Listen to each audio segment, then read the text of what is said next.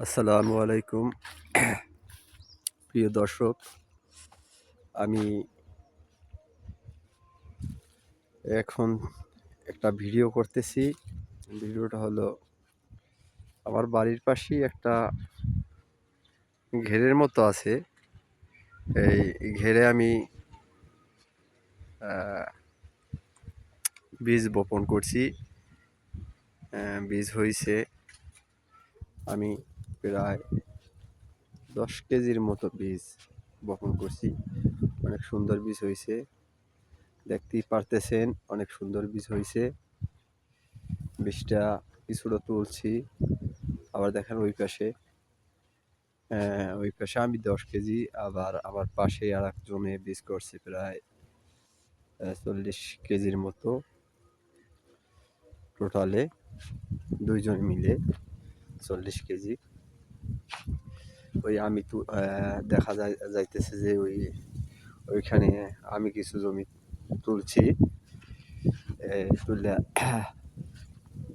তুলে রোপণ করছি, প্রদর্শনীয় প্লট করছি। আমাদের বাড়ির পাশেই কৃষি অফিসার আছে, তার পরামর্শ নিয়ে এই কাজটা করা হইতেছে। এই পাশে দেখা যাইতেছে সারিবদ্ধভাবে রোপণ করা হয়েছে চারা। এই যে দেখতেই পারছেন, এখান থেকে আমি প্রায় 2 বিঘার মতো জমি রোপণ করছি।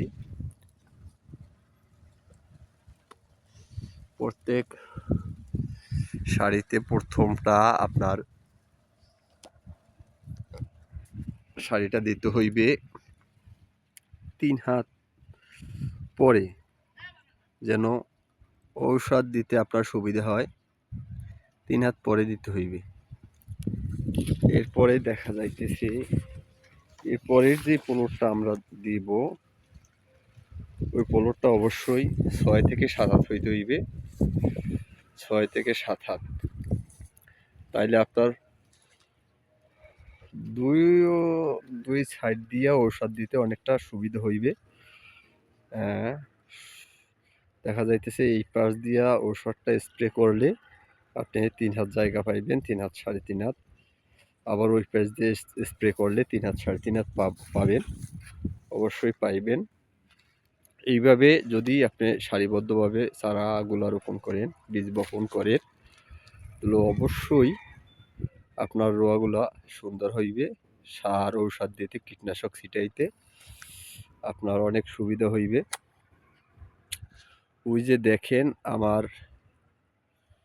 জমিটা হইল এখান থেকে ওই শেষ পর্যন্ত দেখা যায়। ওই যে একটা ভেরি দেখা যাচ্ছে, বেড়িবাঁধ, ভেরি থেকে এই ভেরি পর্যন্ত আমার। ওই পাশে আরেকজনের জমি আছে, ওই পাশে আরেকজনে বপন করছে। দেখা যাইতেছে এই জায়গায় আমার 2 বিঘা জমি আছে। 2 বিঘায় আমি সারা বীজটা বপন করছি। ইনশাল্লাহ সফলতা দেখা যাইবে অবশ্যই কিছুদিন পরে। ঠিক আছে দর্শক, আমার এই ভিডিওটা ভালো লাগলে লাইক করবেন, শেয়ার করবেন, বেল আইকনটি